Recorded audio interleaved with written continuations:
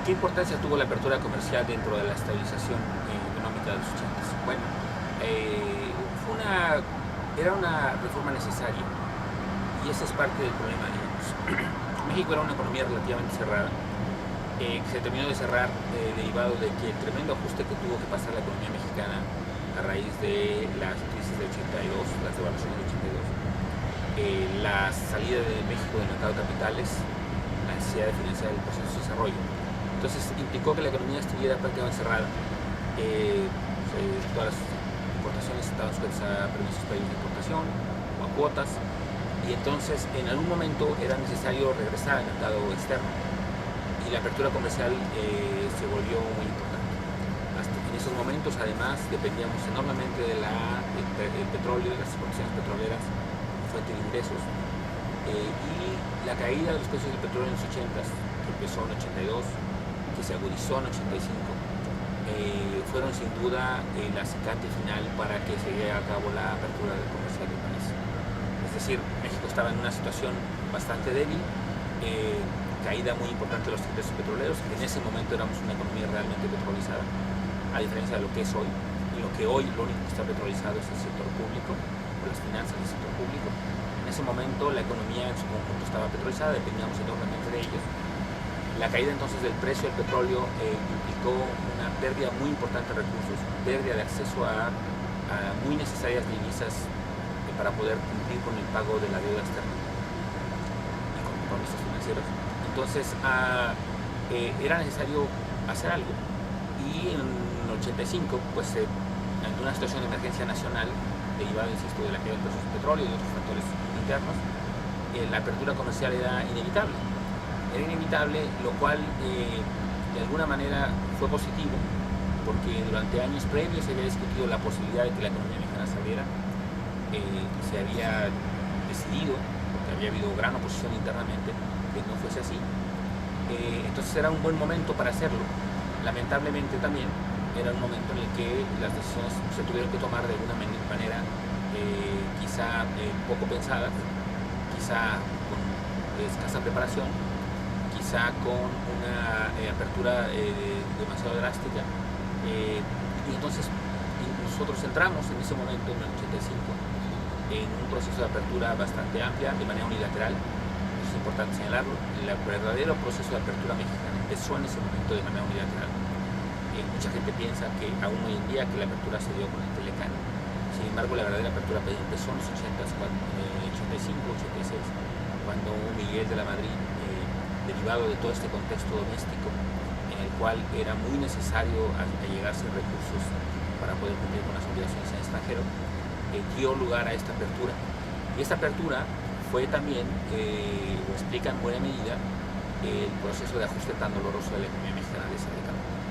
Es decir, no solo tuvimos que pasar por un ajuste natural derivado originalmente de una contracción de la caída en el gasto público en los 80s para poder reducir el déficit fiscal, no solo tuvimos que perdimos los ingresos por el petróleo, sino que además, aunado a todo eso, se dio un ajuste no solo también en la plantilla del sector público, hubo sectores enteros que desaparecieron, sino que adicionalmente a eso se tuvo que dar esta apertura que tuvo costos importantes en términos de empleo y de pérdida de empresas, de cierre de empresas, particularmente en la industria manufacturera. La apertura comercial se dio de una manera bastante indiscriminada, sin distinguir entre cosas que eran prioritarias, sin distinguir en el hecho de que no estábamos preparados para enfrentar un ajuste de esa naturaleza.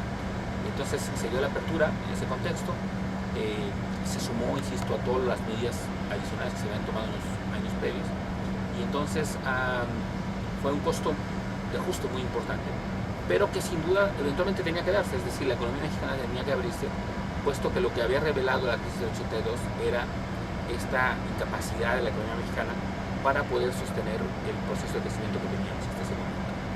Es decir, generábamos demasiadas importaciones, no lográbamos exportar, dependíamos fundamentalmente del petróleo para generar divisas. El petróleo se cayó, el precio del petróleo se cayó, y por lo tanto teníamos que, una de dos, o ajustar nuestras importaciones o aumentar las exportaciones, o una combinación de ambas. La devaluación del tipo de cambio en esos años ayudó en parte a esto, pero era aún insuficiente.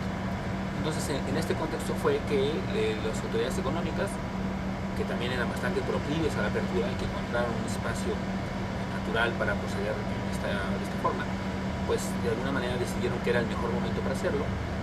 Quizá, como lo revela la experiencia previa y la discusión previa que se tuvo antes de este fenómeno, quizá no hubieras podido hacer de otra manera. Había mucha oposición, había muchos grupos de interés, muchos empresarios pequeños, medianos, agrupados en organizaciones empresariales que se oponían a la apertura comercial y que quizá en un entorno de crisis, aprovechando esa situación, quizá era la única manera en la que se iba a lograr. Insisto, que tuvo ventajas posiblemente porque de otra manera no se habría hecho, tuvo desventajas que tuvo que hacerse sin ninguna investigación previa, sin ninguna preparación, sin ninguna forma de evitar los costos del ajuste. Y entonces el ajuste se sumó a todo lo anterior y eso explica en buena medida por qué los 80s fueron para México una década perdida. Entonces la apertura comercial fue importante, era posiblemente inevitable, era posiblemente necesaria, pero también quizá hubiera sido deseable que ocurriera de otra manera.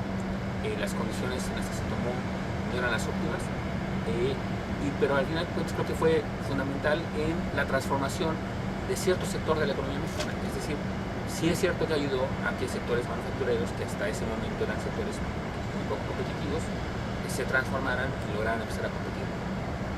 Sin olvidar que por otro lado hay sectores completos que se enfrentaron a una competencia a una apertura en la cual se dieron cuenta que no eran competitivos y que terminaron cerrando con el inevitable costo de ajuste social. Entonces tuvo sus ventajas, tuvo sus desventajas, tuvo sus costos muy fuertes en términos sociales.